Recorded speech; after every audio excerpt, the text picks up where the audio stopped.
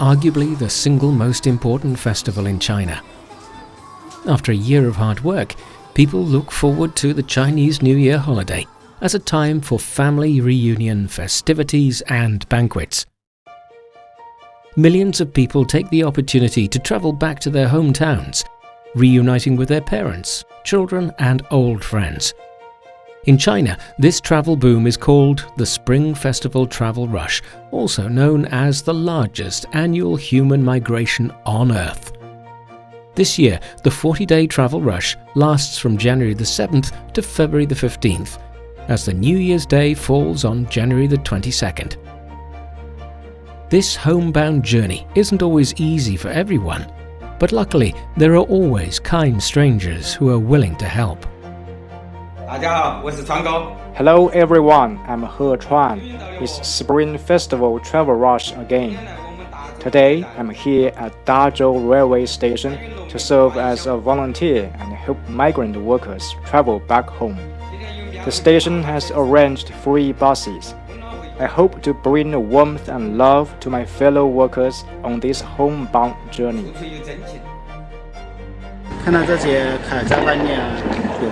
Knowing my fellow lorry driver was in trouble, I thought of course I have to lend a hand. That's why I got in touch with him and offered him a lift home. I told him I didn't want money, just buy me a ticket home, because I know how hard people like us need to work to earn a living.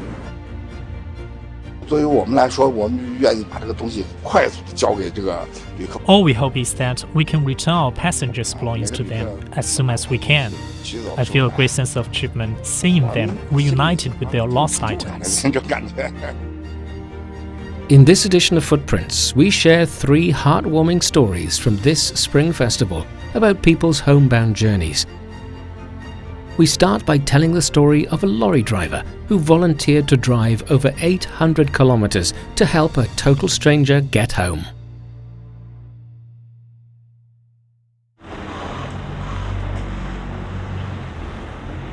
Qi Lingyun is a lorry driver living and working in East China's Zhejiang province. Right before the Spring Festival travel rush began this year, he happened to come across a message posted by a fellow lorry driver on social media, asking for help. I went loading the other day and it snowed. I was climbing up to the driver's seat when I slipped and fell and was taken to the hospital. I don't want to spend the upcoming Spring Festival in hospital, so I'm posting a message asking if anyone could drive my lorry and get me home. I can pay. This message was posted by Lu Bingzeng, a fellow lorry driver from the same city where she works. After being injured right before the Spring Festival, Lu was desperate to get home and reached out for help. Initially, his hopes were not high, as his hometown was almost 900 kilometers away in a northern province. As Spring Festival neared, he knew it would be difficult to find people who were heading in the same direction and could drive a lorry. Luckily, Lu started to get some replies from people offering to help. The price they asked for, however, was too hefty for Lu to afford. Just when Lu was about to give up, Qi saw his message and decided to help without asking for any reward. I wasn't busy around the time. Knowing my fellow lorry driver was in trouble, I thought of course I have to lend a hand. That's why I got in touch with him and offered him a lift home. I told him I didn't want money, just buy me a ticket home, because I know how hard people like us need to work to earn a living.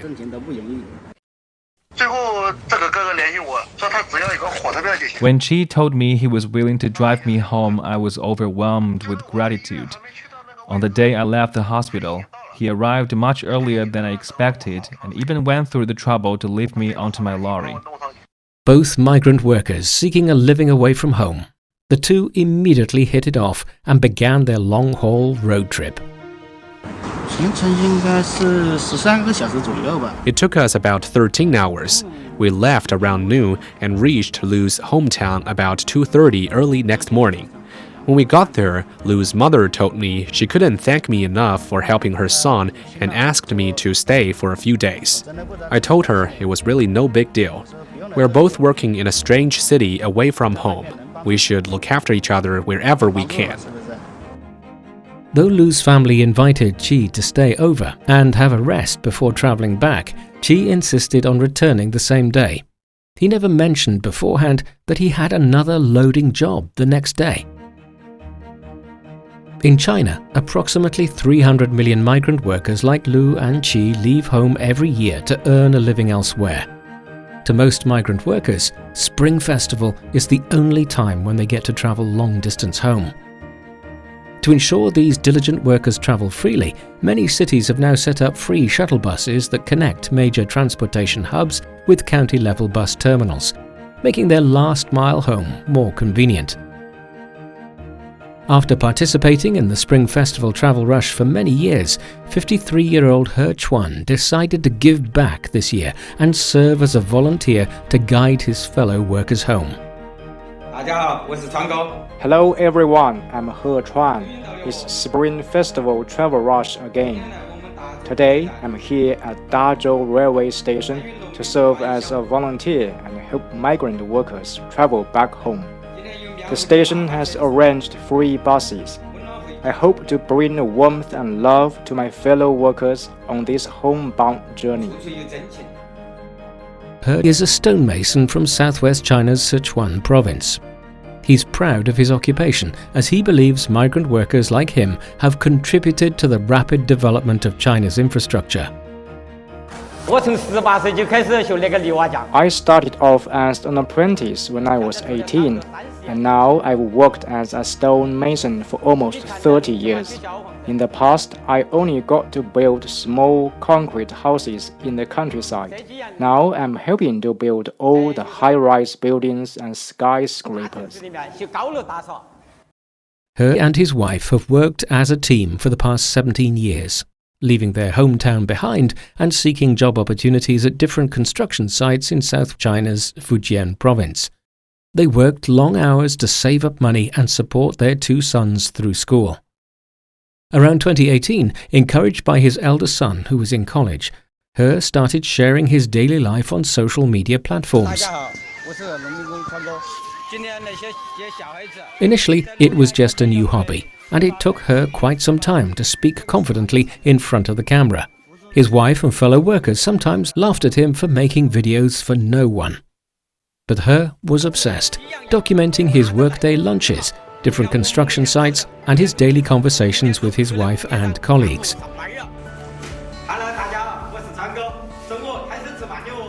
Aware of the huge population of migrant workers who are often underrepresented, He wanted to speak up and let more people know about their lives, their struggles, and also their happiness.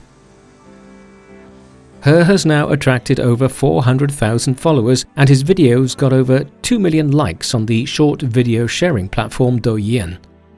In one of his latest videos, He shared his holiday travel rush memories and his volunteer day at his hometown Dazhou's railway station. The railway station has set up a service area for migrant workers to rest and recharge before getting on the free shuttle bus home. After a hard working year, you could see people returning with lots of luggage on their backs, some were with their children. He's son now runs his father's social media accounts, hoping to let more people understand the life of an ordinary migrant worker and help improve the general welfare of the huge population of workers.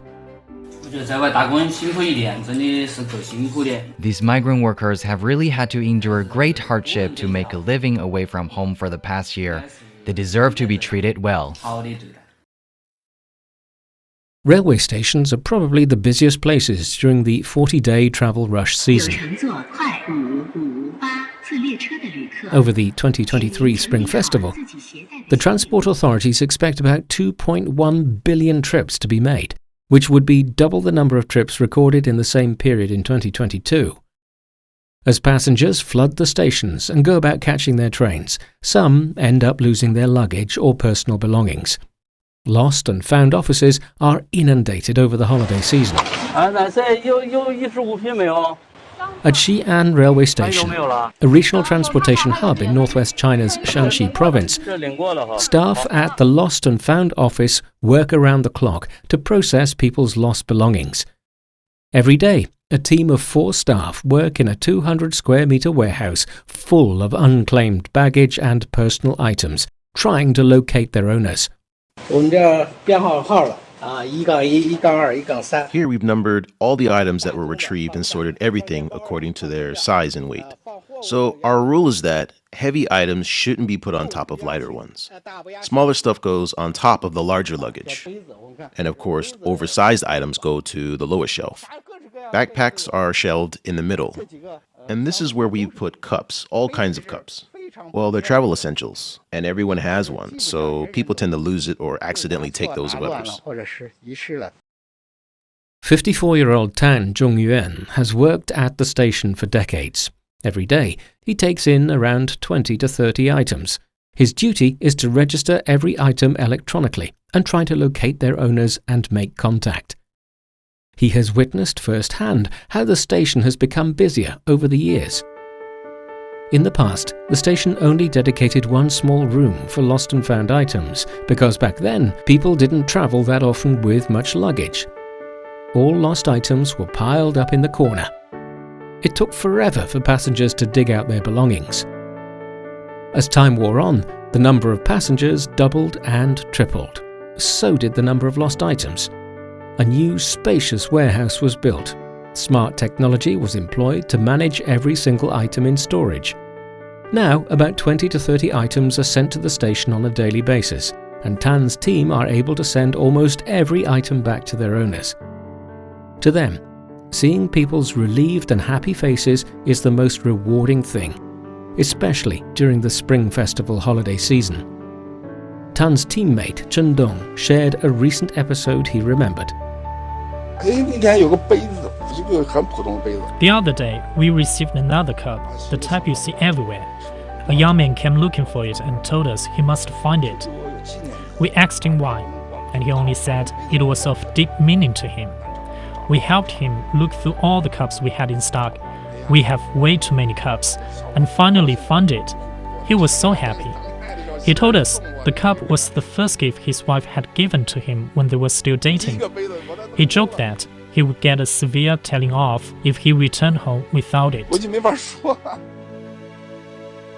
Over the past decades, Tan and Chen have spent their Spring Festival holidays at the station, helping others travel back home worry-free.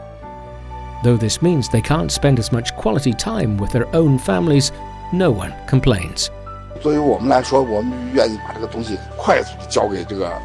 All we hope is that we can return our passengers' belongings to them as soon as we can. I feel a great sense of achievement seeing them reunited with their lost items. With that, we conclude this episode of Footprints. Thank you for listening. Happy Chinese New Year. Special thanks to our reporter Wang Chuan. I'm Bob Jones. If you're interested in hearing more about the lives of ordinary people in China, follow us on Apple Podcast. Just key in Footprints and you can find more stories anytime, anywhere. We'll see you next time. Bye for now.